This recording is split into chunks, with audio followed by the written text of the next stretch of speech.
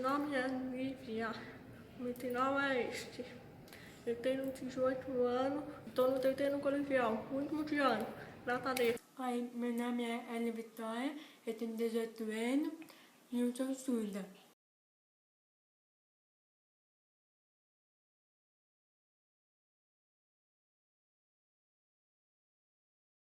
Mais de 9,8 milhões de pessoas no Brasil sofrem com a perda de audição, de acordo com o IBGE. Isso representa 5,1% da população total do país. Cerca de 1 milhão de deficientes auditivos são crianças e jovens de até 19 anos. De acordo com um levantamento de 2011 da Organização Mundial de Saúde, 28 milhões de brasileiros sofrem com algum problema ligado à audição, e este número deve aumentar. As deficiências auditivas nas crianças e jovens poderiam ser reversíveis se fossem diagnosticadas nos bebês com até 6 meses de idade. Mas, de acordo com a Sociedade Brasileira de Otologia no Brasil, apesar da obrigatoriedade do teste da orelhinha, os problemas são constatados a partir de 4 anos de idade, considerada tardia pelos médicos. A escola, para aceitar um deficiente auditivo, ela deveria fazer um preparo dos professores e do pessoal que atende a criança. Então, o professor ter o cuidado de olhar de frente, o professor falar devagar. Não adianta você falar numa linguagem muito complicada, você teria que falar numa linguagem mais simples, mais direta. A língua brasileira de sinais, popularmente conhecida como Libras, é uma linguagem usada pelos surdos brasileiros com a utilização de gestos e sinais para se comunicar. A língua foi reconhecida em 2002 e em 2005 regulamentada como disciplina curricular. Ao contrário do que muitas pessoas pensam, a Libras não é universal, ou seja, cada país tem a sua. O que eu acredito, ao longo do tempo que eu tenho trabalhado com escola, a escola precisa primeiramente ter o espaço físico, então um espaço que seja acolhedor para receber essa criança. E o segundo passo é a parte do corpo de docentes, que hoje, infelizmente, os professores não estão preparados para receber as crianças com alguma necessidade especial, e isso é muito triste, Uma novidade também, na verdade é uma novidade para a comunidade escolar inteira, quando a escola se propõe a trabalhar com uma criança ou com uma pessoa com surdez. A escola precisa se preparar, os professores também, os educadores, e não só para jogar a responsabilidade, não é colocando o intérprete dentro da sala de aula e deixando a responsabilidade totalmente para ele. Na verdade, o trabalho deve ser feito em conjunto, tanto da escola, da direção, quanto dos professores e do tradutor e intérprete, porque ele sozinho não vai conseguir incluir este aluno na comunidade ou dentro da sociedade. Então, o trabalho, a conscientização do professor é de extrema importância também, dele ter essa comunicação e toda vez que ele for se dirigir diretamente para o aluno surdo, não para o intérprete, porque ele pode se comunicar, ele pode atender a demanda e conversar diretamente com a pessoa surda e não com o tradutor e intérprete. A gente fala que às vezes mais importante do que trabalhar com a criança é trabalhar com os familiares, Porque a partir do momento que eles entendem o que é a surdez e como lidar com a criança surda, a criança ela consegue se desenvolver muito melhor. Algumas escolas brasileiras não possuem acessibilidade para atender as crianças com problemas auditivos. Muitos professores não possuem um tratamento nas faculdades para atender quem sofre com a perda de audição. Instituições com foco nesses jovens foram criadas para dar apoio e os ensinar de acordo com o seu modo de compreensão. E a professora sempre não ensinava nada, na terceira série era sempre a mesma coisa, e eu não conseguia entender. Aí eu decidi largar a escola, aí eu saí da escola. Com o tempo, quando eu tinha 14 anos de idade, eu saí da escola. Aí quando eu tinha 17 anos de idade, eu tentei procurar um trabalho, mas eu não conseguia fazer nada. E eu continuei desempregado. Depois, o meu cunhado me chamou e eu consegui vir morar aqui em São Paulo. Aos 17 anos, até os 22. Eu tenho meu amigo, um outro, colega. e ele fala português diferente do meu. Ele mal desequilibra. Às vezes eu não consigo entender. Então, eu acho, pra mim, é melhor aprender esse curso da escola. Por quê? Porque eu tenho meus pais tão juntos, me explicam demais. Eu aprendo numa escola de ofício. Pra mim melhorar no mundo que eu tenho que estar vivendo. Eu gosto muito da INDEP na sala de aula, porque o professor fica de costa e a INDEP pode escutar tudo que ele fala e me interpretar. Mas quando a INDEP não está, eu peço para o professor ficar de frente para mim e falar alto e devagar para poder entender e fazer leitura labial. Ela tem uma dificuldade de compreensão e não uma dificuldade de intelectual. A minha dificuldade para na escola comunicar, com certeza comunicar.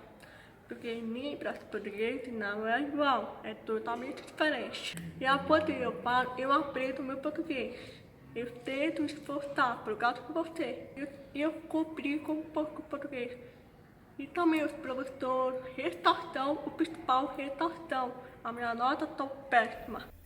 Em uma família de ouvintes, Ana Vitória nasceu em Florianópolis e, em seus primeiros anos de vida, fez parte de uma escola somente para surdos. Mas sua mãe não queria que ela ficasse apenas neste mundo e resolveu colocá-la em uma escola comum.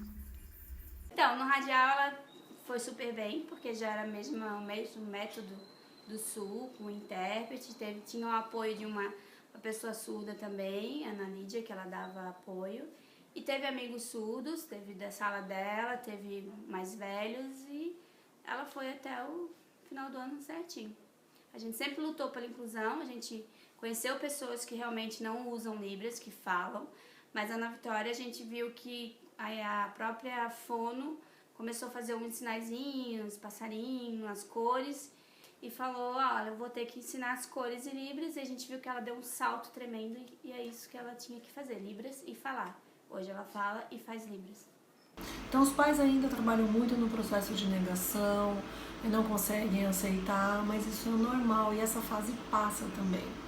E quando os pais aderem à causa, eles entram para dentro do mundo da criança, começam a entender quais são os suportes que eles precisam dar, além do amor e carinho que eles já têm, a criança evolui muito facilmente. Então ela depende muito do ambiente que ela está, ela depende bastante da oportunização do pai e da mãe acreditar. Então eu acho isso super importante. Foi muito bom para mim, porque foi a primeira vez que eu fiquei com um aluno surdo, uma sala misturada com o bicho. Então eu tinha companhia e me deixava muito feliz. Eu podia conversar com o bicho e com o surdo. Aí fiz amizade com todo mundo e até aí foi muito bom para mim. Todo mundo deveria ter uma orientação prévia do que é a deficiência auditiva e qual é a capacidade do deficiente auditivo. É uma pessoa normal, só que não escuta bem. Seria como você colocar um estrangeiro no meio de uma classe de brasileiros. Pega um árabe, joga no meio de uma classe de estrangeiro. Ele não vai entender nada, vai ficar desorientado. Assim como Ana Vitória, muitas outras crianças fazem parte de escolas inclusivas, porém algumas delas não conseguem se comunicar com outras pessoas sem ser por linguagem dos sinais, já que a Libra não é ensinada em outras escolas. Comecei a conhecer Libras, eu fiquei animado com os surdos, que eram o mesmo grupo que eu. Mas aí foram separados, eles foram para a inclusão. Mas o foco mesmo era a aula com surdos. E aí continuou a minha vida, eu continuei brincando, me divertindo, foi muito bom. Mas eu tive muita dificuldade com o português, com matemática, foi muito difícil, foi bem limitante, demorou para me aprender. Em vez de você fazer uma frase enorme, com uma estrutura sintática muito complexa, você teria que usar uma frase, uma ideia de cada vez. Você não pode desembestar e falar blá blá blá blá blá blá. Não. Uma ideia de cada vez, pausa, outra ideia, pausa e vai. Eu acho que isso é uma coisa importante. Eu tenho uma família ouvinte, eu sou surda. Quando eu era pequena, eu estudava em escola de ouvinte, o professor me ajudava, apoiava o lábio. Eu tenho dificuldade sim, as pessoas falam. Eu tinha um IPM, o que significa? É igual ajuda. O aparelho tem um IPM, tem um fone. O professor para e eu sentada. O IPM ajuda a usar o aparelho para ouvir, conseguir acompanhar. A linguagem é o que nos difere dos animais. Então, a linguagem hoje, quando uma criança deficiente auditivo entra no mundo social, porque ele sai daquele reduto do ambiente familiar, de pai, mãe, a primeira escolarização, ela vai entrar numa segunda escolarização e vai se deparar com crianças falantes. Essas crianças falantes, a gente sabe que a linguagem é aquela que nos orienta em relação à parte de nos impor, quando a gente não quer uma coisa, quando a criança não gosta de alguma coisa, e a gente tem essa parte de socialização, e a linguagem é um recurso muito importante para a socialização. Alguns educadores iniciaram cedo o aprendizado com a linguagem dos sinais e resolveram se aprofundar no assunto. Elaine fez 2 faculdades, a primeira de pedagogia e a segunda de fonoaudiologia, mas contou que seu maior desafio é unir as aulas comuns com os seus alunos surdos, já que nem todos aprendem a linguagem dos sinais. Então é importante essa conscientização do educador e de tentar também aprender um pouco da língua, para ele conseguir se comunicar, conhecer um pouquinho dessa cultura, da cultura surda, porque hoje tem muitas coisas, são muitas coisas acessíveis. Antigamente não, mas hoje em dia tem muita coisa boa que dá sim pra gente se envolver e participar, para que o surdo se sinta realmente participante daquele momento, daquela comunidade. Mas na minha opinião, foi bom, mas os professores faltavam, às vezes eram um pouco fracos no ensinamento, mas os surdos lá eram muito legais. Os professores também eram legais, mas faltavam algumas coisas, isso é normal. Com o tempo eu me formei. Logo após eu me mudei para uma escola inclusiva. E aí foi mais difícil, porque a inclusão falta intérprete, é bem limitado, falta intérprete. Na sala tinha 4 salas, mas apenas um intérprete. Ele ia para várias salas e ficava esperando, e o professor ficava falando lá e não estava entendendo absolutamente nada. Aí, na hora da prova, era muito difícil, não sabia escrever, eu sempre tirava nota 0. Eu estava conversando com a minha intérprete. De nada novo desse ano, porque ele não fica para ter o sinal, ele fica mutando. Depois a minha intérprete fala o sinal, tia Chico, e fala, tá errado, o sinal tá certo. E ela fala tipo, não quero saber, o tudo fica inventando, mas a verdade não inventa, porque é a língua dela. E a gente tá um pouco briga, mas eu deixo. E ela fica muito de resumo. Ela não fala tudo o que o professor explica, ela fica mais resumindo. Eu tenho. Um dia, depois ela falta porque tá doente. E eu pergunto à minha professora, o que você falou? Eu não entendi. Ela entendeu que a minha pergunta outra coisa. Ela explica outra coisa. E a gente complica muito. E não tá certo. Só porque eu acho é melhor, tipo, o professor não precisa aprender nem para só um pouquinho. Fica mais fácil pra gente. A criança que trabalha com Libras ou que usa ali linguagem de sinais, essa criança ela vai ter uma intérprete dependente pro resto da vida. Então, em alguns momentos, sim, ela pode ajudar. E quando ela não tiver intérprete perto dela? Então fica difícil e um pouco complicado. Eu, particularmente, não gosto muito de intérprete, não. Eu acho que a criança precisa se comunicar, até porque ela é um ser humano. E a intérprete, às vezes, passa a ser uma muleta.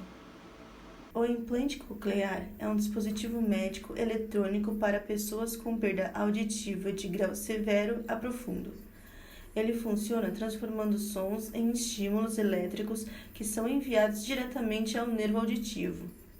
Isso significa que ele substitui parcialmente as células danificadas da parte auditiva do ouvido interno, a cóclea.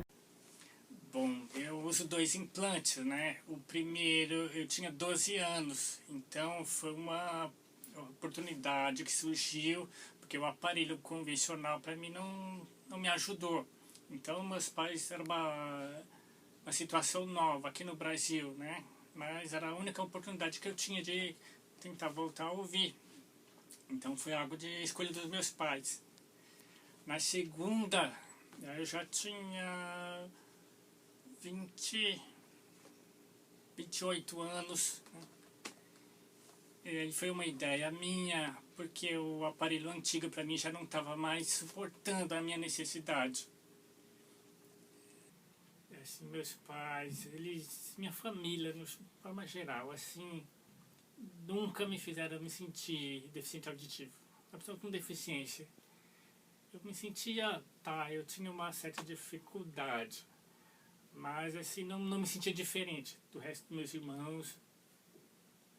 E isso, assim, elas sempre passaram para mim, que independente do que eu quiser, não é a minha deficiência que vai dificultar. Se eu querer, se eu insistir de alguma forma, eu posso conseguir. Foi o que eles passaram para mim.